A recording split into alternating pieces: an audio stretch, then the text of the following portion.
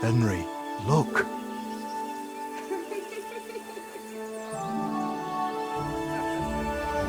I spent the happiest years of my life in this forge.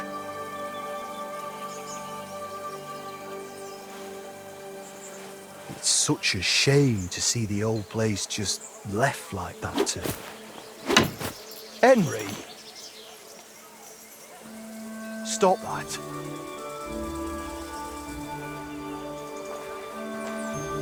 Come on, we still have to go to the market.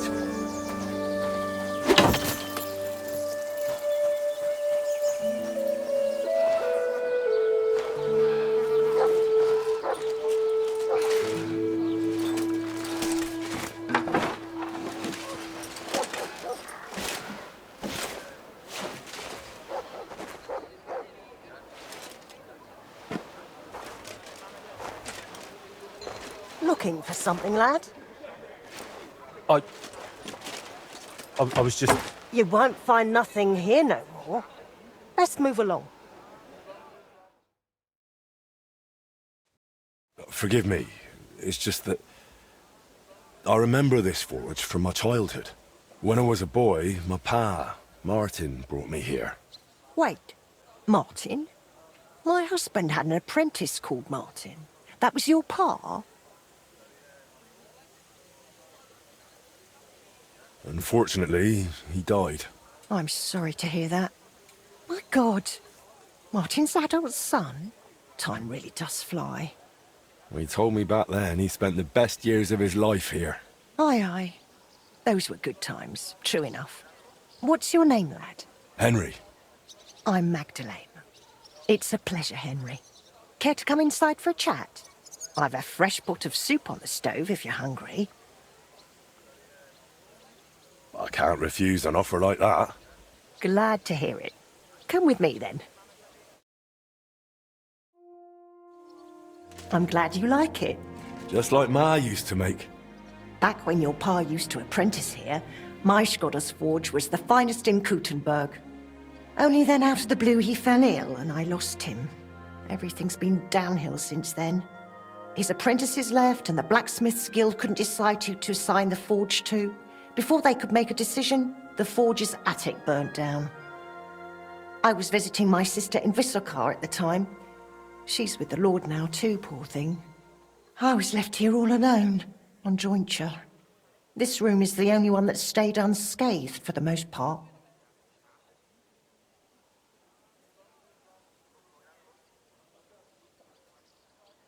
How did the forge's attic burn down?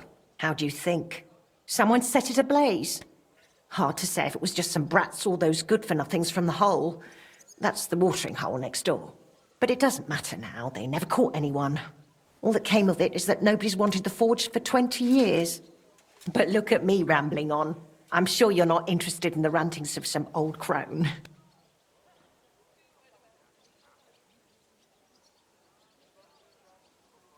I am interested. It's kind of you to say that.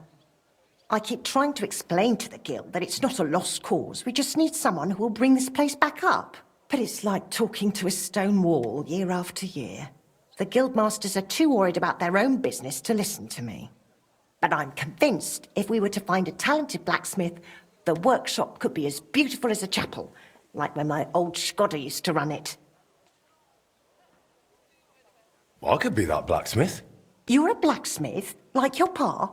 Christ, of course you are. I should have known. It only makes sense after all. I can get my hands on some coin. And you're right, such a famous forge shouldn't be left to fall by the wayside. If you were to take it over, that would be wonderful. Only you'll have to talk to the guild about it first. They make the rules. I reckon Master Bushek the Elder has the most common sense when it comes to this place. He might be able to help. He has an armourer's workshop in the town hall quarter. Hopefully he'll hear you out. I'll try and talk to him. Thanks for the soup. Good luck to you, Henry.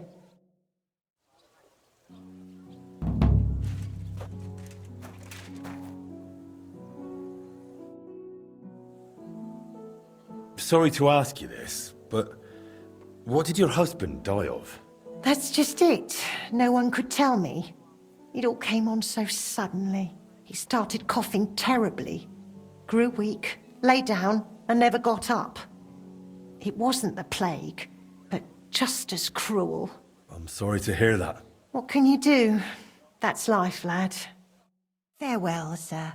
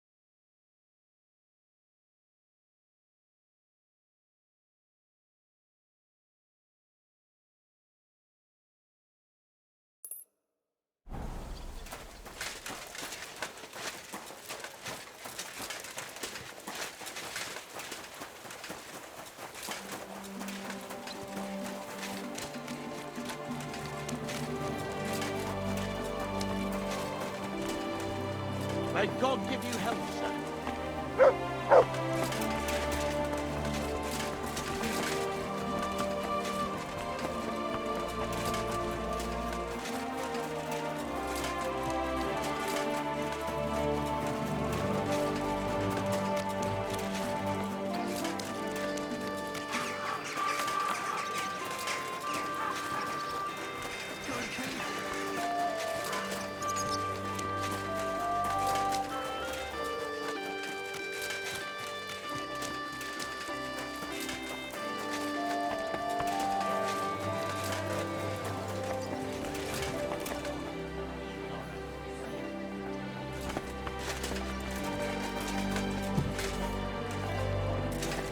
Stuffing the goods in his bag. Imagine! He even threatened me when I called the guards. Scum like that need to be put in their place. Clap them in the pillory, I say. What do you need, my friend? Would you repair a few things for him?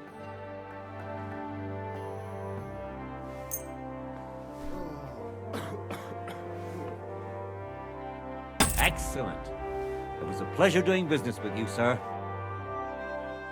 Master Bushek, Aye? I'm Henry of Skalitz. I'm interested in... For Christ's sake. She didn't pull you in off the street, did she?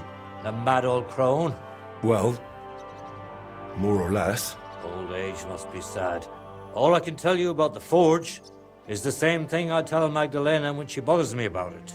Even getting the building back into its original state would mean pouring a fortune into it. I take care of the money. Aye, but only a member of the Kuttenberg Blacksmiths Guild can work the trade around here. And you're not a member. Could I join the guild? It's not that simple. The Guild is a private society made up of Kuttenberg burghers, and the other masters aren't too trusting when it comes to outsiders. So I reckon they won't be too keen on the idea. How could I convince them? That's hard to say. But maybe you'll make a good impression. But first, you'll be required to meet 3 conditions. Which are? First, you have to come from a respectable family. Second, you have to have blacksmithing experience. And third, you'll have to compete the Guild's trial. Tell me, blacksmith, what sort of family do you come from? And what's your work experience?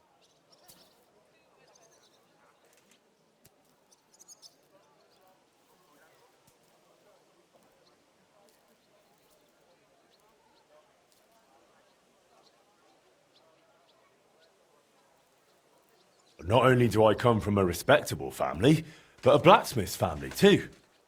You probably knew my father. Oh? Where would I know him from? From here. His name was Martin, and he used to be old Skoda's apprentice. Wait, Martin? Your pa is Frisky Martin? Frisky? Aye, of course, Frisky. We used to call him that because, well, that doesn't matter. How's he doing these days? I'm afraid he's no longer with us. He was killed during the raid on Skalitz. Christ. I'm very sorry to hear that. When I knew him, he seemed like a good bloke and quite a talented swordsmith. Some of the masters were good friends of his. They were the same age at that time. To tell you the truth, that will likely affect your chances as a contender. As Frisky's son, you'll have a great opportunity to make an impression. So you'd better make the most of it.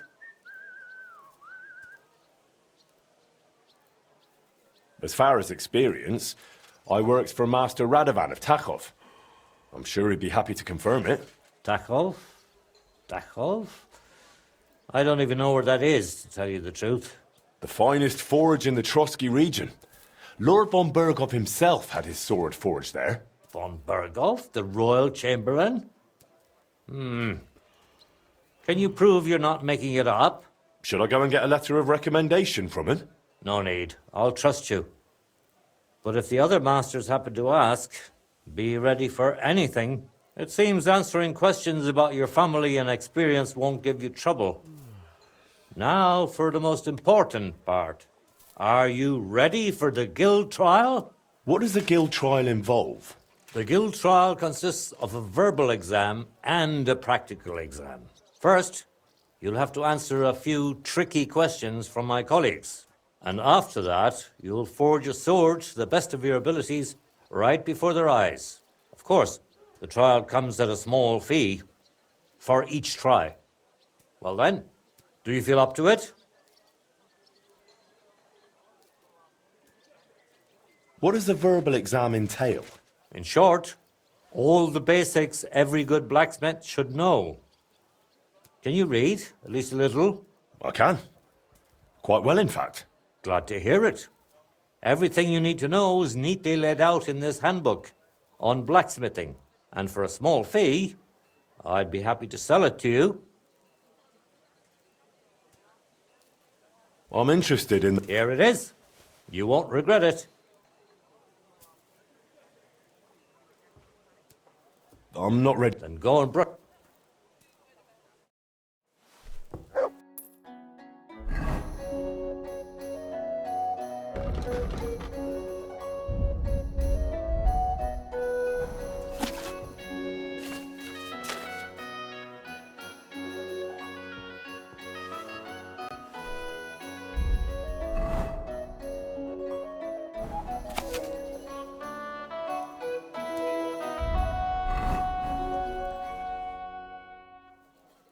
About the guild trial. Yes? I'm ready. Great. But I'm afraid we're not. It will take some... We'll meet tomorrow at noon below the astronomical clock on the square. I'll take you to the guild forge. And one more thing. If you'd like, you could first. I reckon you should take a look. I'd like to... Very well then.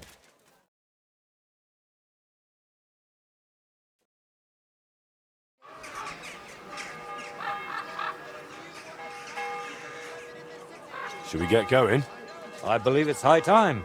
Don't even bother looking at that old clock of ours. It's been stuck for 30 years. It seems all the other masters are looking forward to what Frisky's son can do. You'd better make a good impression. Come now.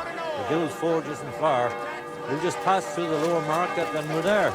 Did you get a chance to study the handbook?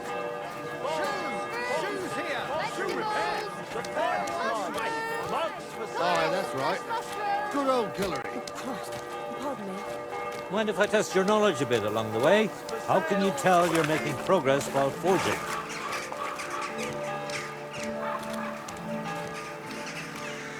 By the... sparks? Dead wrong. The longer you forge, the closer your workpiece resembles the finished product. I have one more question for you. What's the final step before a workpiece is finished? Quenching, of course. Excellent. A workpiece has to be quenched and cooled for it to become hardened. At least you got this one right. I reckon it wouldn't hurt to take another peek in the handbook before the trial. A good blacksmith should never stop learning. That too is important to our guild. I have a number of designs in my armor smithy that I collected on my travels throughout the kingdom. It's quite a unique collection. And the best part is, I'm happy to share it with others. Stop by any time, learn to make something new. Your customers will surely appreciate it, but let's not get ahead of ourselves. Your trial still awaits. Just a little further now.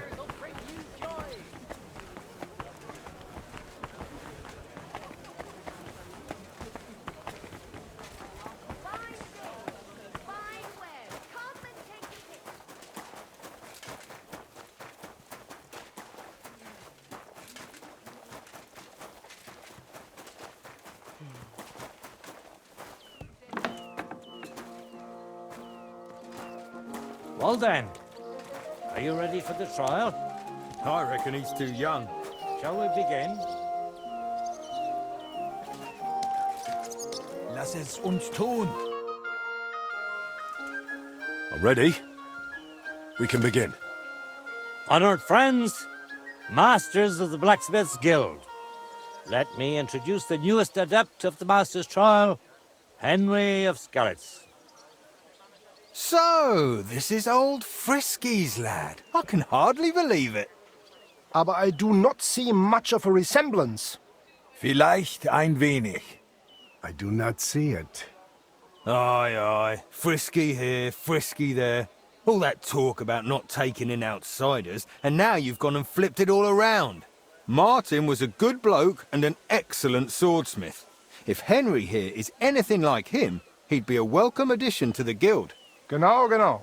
Look, I didn't know this Frisky fella of yours. I'm more interested to see what the lad can do than who his pa was.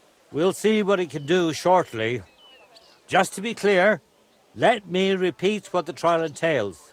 In the first part, the verbal examination, he will receive 3 questions. He must answer all 3 of them correctly in order to pass.